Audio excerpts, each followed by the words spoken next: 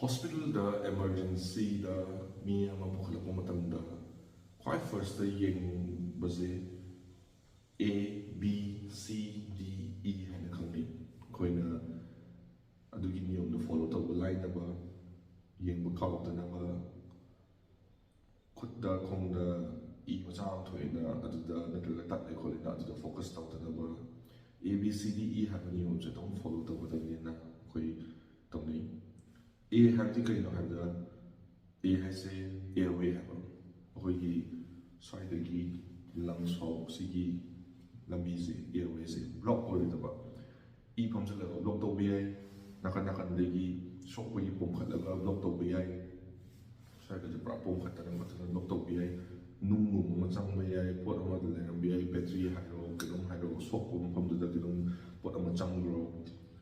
anything that block to was a foreign body natraga isagi tissues e pomkhalaga e waraga airway to clear tawdaba airway clear tawdagi so kamai hongani so hodrati kamai hingani so airway the quality first when yeng then comes breathing B for breathing hani so honba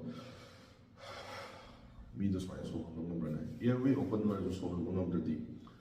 nerve damage like so ngam do bi muscle paralysis to so ngam do bi thabak mathakta yamna akanba force amana si constrict to ragas thabak se expand down to the breathing to ngam do bi si ong yeng da C is na kind of have the circulation blood flow to adequate way bra BP name bra E watt bra si time ki problems in the C dong na circulation D is na disability higher the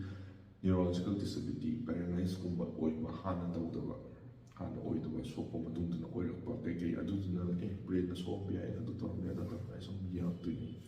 is in exposure and environment have me to athlete kai so e body to expose to kai de so pa ko de miss out to be le ko ni si ni so ina haiba A B C D E is in the line will have the day see just first step ne yamna hadi kinogumune first step is a few seconds or within a minute or two matau kada ba thapok ne makhata ba san yeng mudana makhata ba step ne atop pa I thop pa phot pa khot pa so pa de zatuna ko atop step ne khut da E ma thoi la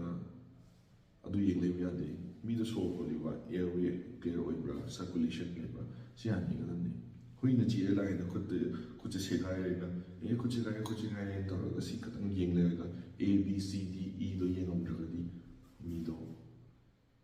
so ko la bi ai E jelam to bi ai mi do khut so ena khut ta la ga dum wa na la ko da e kok ta ju ye sha la bi ai do mi do prakta bi ai no mai na miss out or anything we do normal madazu still madazu A B C D E is some down a few seconds that yeng wa ma ka wai si se aina so mayam na khangan na the one doctor amada na medical student amada ta di yam na detailed systematic manner na takpa yam topic ni si ko na zu yam ko na tamme aduga but some normal me amada lambi na kan tawra su mi ma thingna su so ka malera su e mai su ko the itholi ko li adu yeng de so airway breathing circulation to adequate oil adu yeng ngam ka di adu hana focus to bi na khani nge adu ka and hospital cha kan su mi do try to so e sa de tak skin siga nge ko li adu to yam no doctor ma gi khan kani minor problem di haya di secondary problem ne to main problem na de main problem do airway breathing circulation ABC si kan bi da ba azagi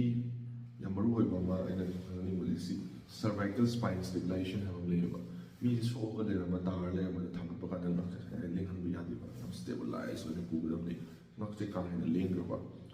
mi whole body paralysis ko ma top spine injury tawta na adu mo section bio